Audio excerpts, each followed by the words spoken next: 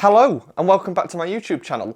In this video I'm going to help you make a massive improvement to your overall piano playing and help you know exactly what you can be doing to get better with your reading. And we're going to do this by learning how to recognise sight reading patterns instantly that come up all the time in music. When it comes to sight reading, it can seem like you are never going to get better, and it's one of the few things when learning the piano that you don't really see day-to-day improvement with. This is why I always suggest setting longer term goals with sight reading before you start judging yourself too harshly. Having said this, there are a few things you can do to speed up the process and actively improve your chances of being able to sight read any given piece of music. Nothing in music is really that original. The same features come up time and time again, regardless of what style of music you are playing. So here are just a few patterns that you can look for. So the first pattern is triads. Now, if you don't know what a triad is a 3-note chord, and they're actually the basis for and the best way of understanding all chords. Now, chords can come up a lot in different ways when you're reading pieces of music, but if you know and understand triads, then this will help you a lot. So the simplest way to see a triad in a piece of music is like this. This is a triad in root position. The reason for this is because the root note, the bottom note, is the name of the chord. In this particular case, that's an F, so that's an F chord. Triads are usually pretty easy to spot in a piece of music because you are essentially playing every other note. So when I see this, I see an F and I know immediately where to place my hand to form that shape. This means that I'm not really reading all three of the notes, which saves me a lot of time to move on and see what's coming next. Now, it would be great if this was the only way that triads come up. However, you can see triads played in a few different ways. You can see triads reordered, so different notes are at the bottom.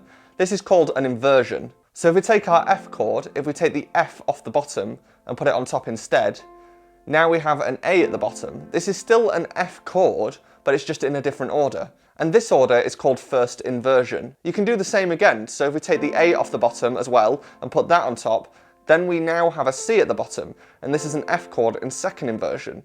If you then do the same again and take the C off the bottom and put it on top, we are now just back to an F chord in root position again, just a higher version of it. So for normal triad chords, there are 3 different ways that you can see them.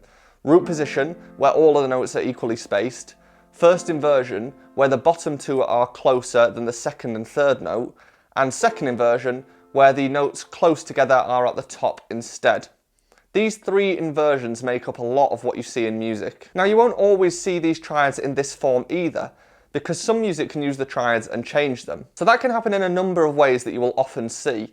The first of these is by adding notes to them. You may often see triads with an extra note thrown in there. Once you've seen lots and lots of triads and you recognise them, you start to be able to see the odd one out. For example, in this chord, this is the odd one out because the other 3 notes make a triad in first inversion. And in this chord, this is the odd one out because the other 3 notes make a triad in root position. You can also see triads where the notes aren't played together. One example of this is something called an arpeggio. This is where each of the notes of the triad is played separately. This can be just the 3 notes, one after the other, or you can keep going up or down the piano. Another way you can see a triad where the notes aren't played together is with a pattern called the Alberti bass. This pattern is used a lot in classical pieces, but essentially this pattern is a triad that is played in the pattern first note, third note, first note, second note. And you can see this in pieces like this Mozart piece in the left hand or in this piece of music here. I know that is a lot of information about triads, but these are what make up most music, so it's definitely worth investing the time into understanding them and how they work and show up in music. If you're getting value from this video so far, be sure to subscribe and tickle that like button, please.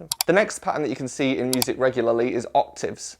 So an octave is a simple way of saying from one note, such as this D, to the next note of the same name, such as this D. These 2 notes are an octave apart, and if you play them together, you are playing an octave. Now, octaves are a good way of thickening the sound on the piano, and this is why they're used a lot, regardless of the style of music you are playing. Most of the time when you see an octave, you can safely guess it. What I mean by this is that if you see a jump between 2 notes, be that at the same time as each other or one after the other, if it's a big jump, it's probably an octave. Obviously it isn't always an octave, but if you start to look out for them, then you will start to be able to judge the gap of an octave pretty easily. And this will also save you having to work out really low or really high notes, and it will once again help you be able to move on to working out the next thing in the piece of music. As well as note patterns, I also wanted to point out some rhythmic patterns that you might see. When reading rhythms, if you see 4 1-beat notes, then this is usually pretty easy to work out. That can also be said for 2-beat notes and 4-beat notes, and anything that is relatively easy to count. However, when you start counting half beats, quarter beats, eighth beats, it can get quite hard to read on the spot. So a good way of memorising these types of beats is by familiarising yourself with common rhythmic patterns. So one rhythmic pattern that comes up quite a lot but isn't necessarily easy to work out is this pattern, which is a dotted quaver and a semiquaver. Now a dotted quaver is worth 3/4 of a beat and a semiquaver is worth 1/4 of a beat. The easiest way to think about this rhythm is to think that the semiquaver is really close to the next beat. So if you have this pattern continuously, you'll have 1, 2, 3, 4. We can also take this a step further if we have a half beat and 2 quarter beats. Then we get 1, 2, 3, 4.